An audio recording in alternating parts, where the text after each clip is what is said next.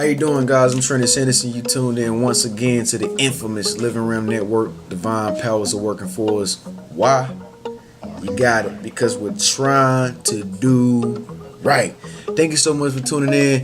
Thank you so much for subscribing, and I thank you all, you very dear, wonderful people out there who've actually been sharing these videos.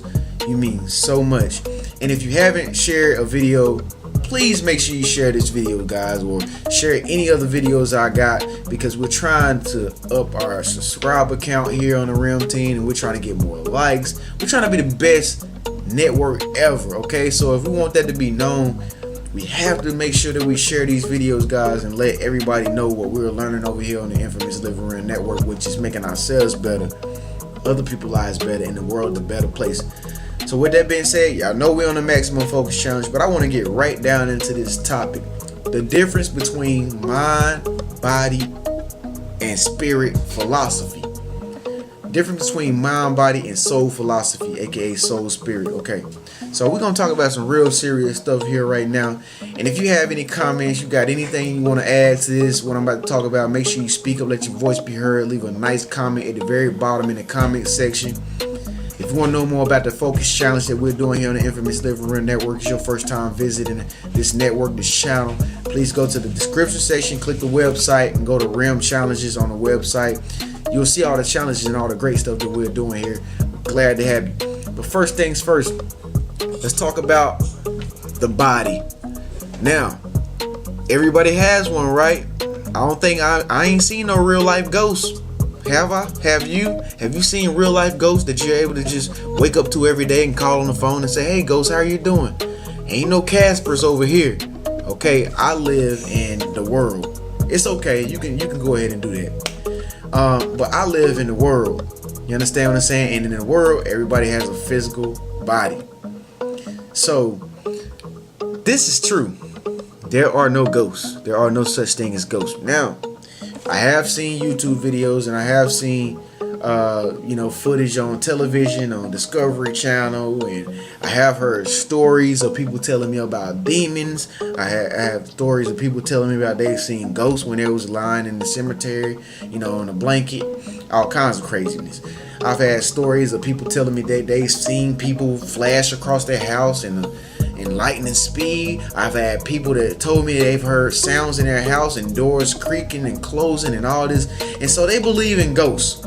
So with that being said, I'm gonna say that ghosts are real. However, in my reality, ghosts are not real.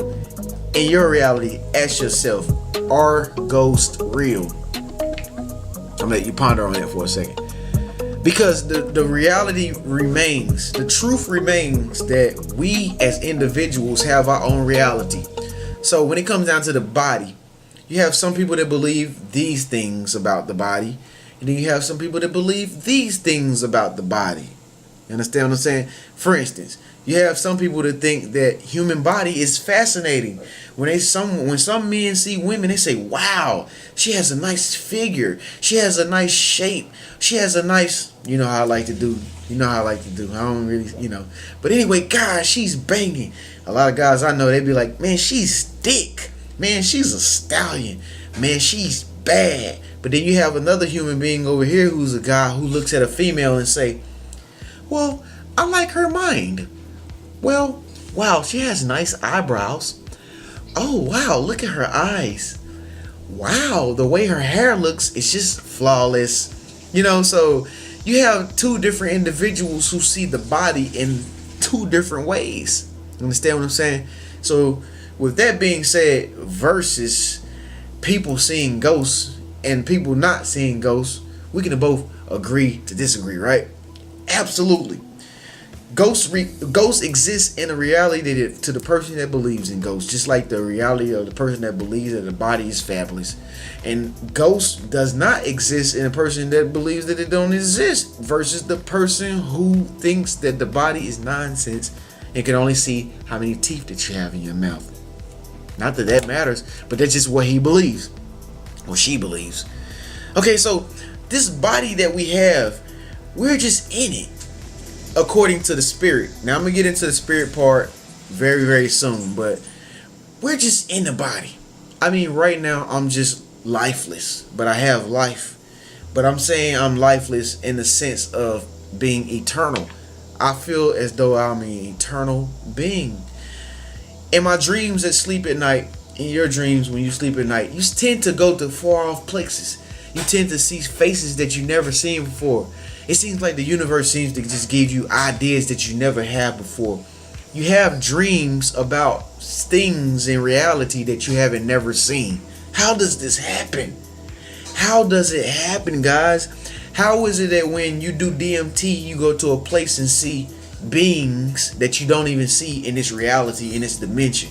How is it that when you smoke a blunt, you start thinking thoughts that you won't think on this dimension, on this astral plane, in this reality?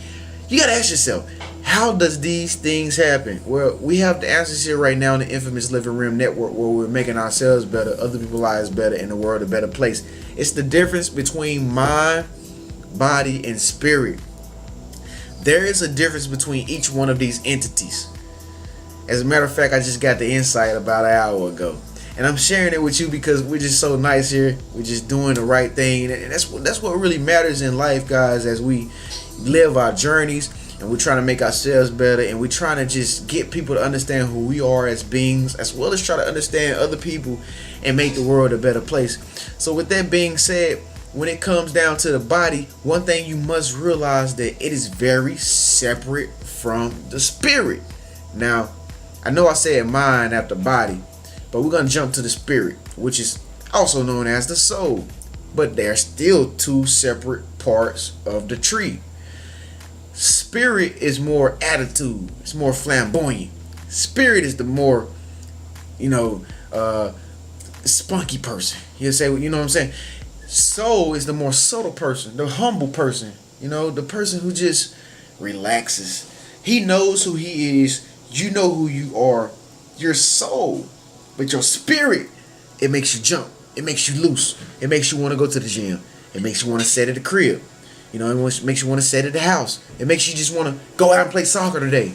It makes you want to study and relax and be just, in tune into your research. You want to study a little bit. You just feel like you want to have a nice bowl of spaghetti.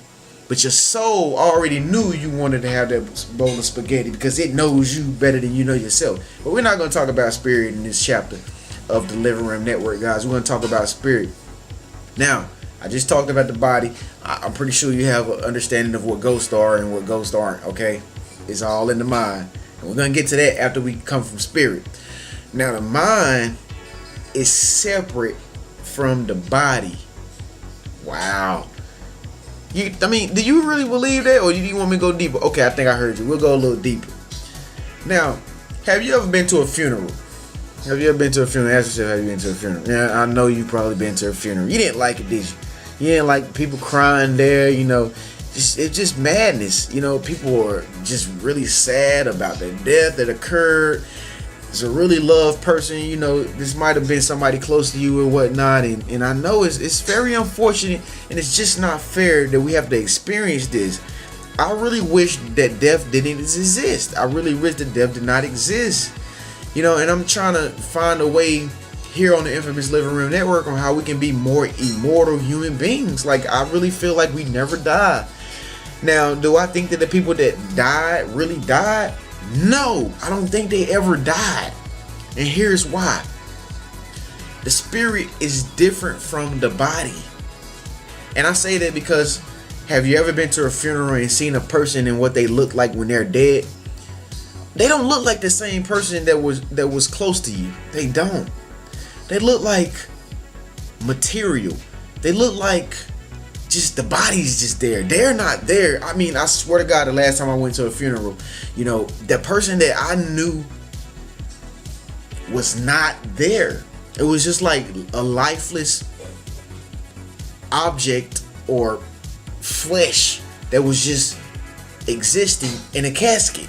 And I just couldn't resonate with it. It brought tears to my eyes, and I was very down and out about, what had happened and whatnot. But it just didn't resonate with me as though I was looking at the person that I knew when they were living.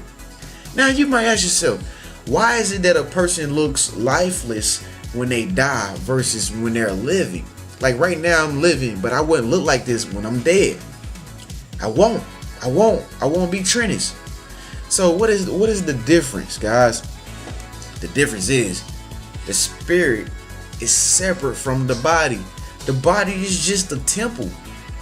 That's why I like to refer to scriptures and stuff like what I grew up on and the Bible and Jesus and all that stuff. It says in the Bible, somewhere, I can't tell you exactly where, but it says that this is just a temple. You know, this is just temporary. This is just a body that we're inside. And it took a while for me to understand, like, you know, how can we just be a spirit inside of a body? It just doesn't make any logical sense. The more I begin to live my life and my journey, I begin to think thoughts in my head.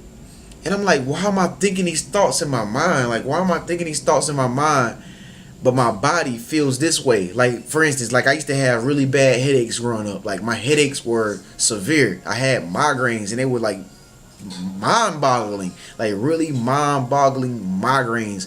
I took everything. It got down to the point where I had to go to the eye doctor, and they had to determine whether or not I needed glasses. I didn't need glasses, so I had to think, why was I thinking like this so much?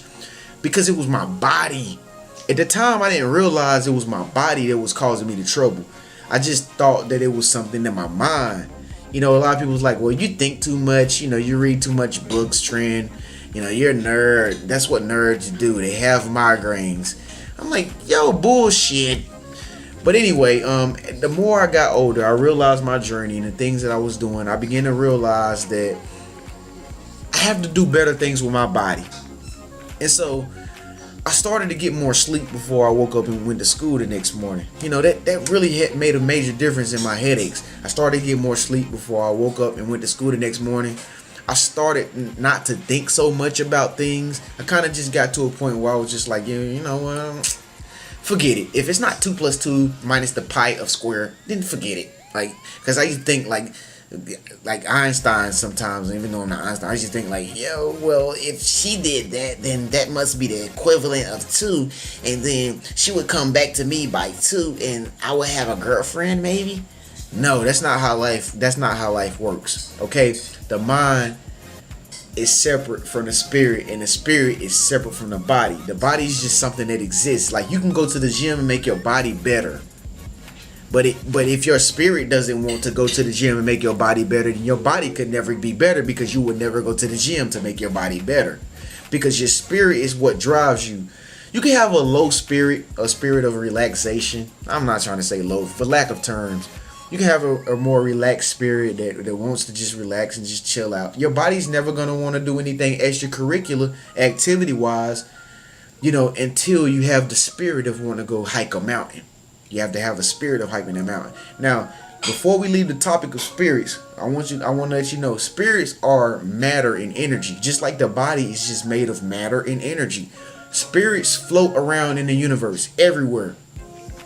You ever been walking down the street, or you ever been just walking in any location and you just start thinking all kind of thoughts, or you just start to feel like some type of way? You just feel some type of way. That's because wherever you go all the time, spirits are always floating in the air like comets in the universe, like asteroids and stuff and rocks and stuff in the universe float around. Because rocks, asteroids, moon, sun, stars are all made of energy and matter. The same thing that we are made of, energy and just pure matter, vibrating at a high rate. I hope it's a high rate. If you're a RAM team member, you're definitely vibrating at a high rate. But anyway, guys, all of this stuff is just energy and matter. So you have scriptures in the Bible, like what I grew up on, that helped taught me a little bit about what I'm telling you now. Spirits float around. I don't know if you can refer to, if you grew up on the Bible, you can refer to this story. But there's a story in the Bible where Jesus did something to a man, and the spirit left the man and went and hopped in a pig or a sheep or something like that, one of the two.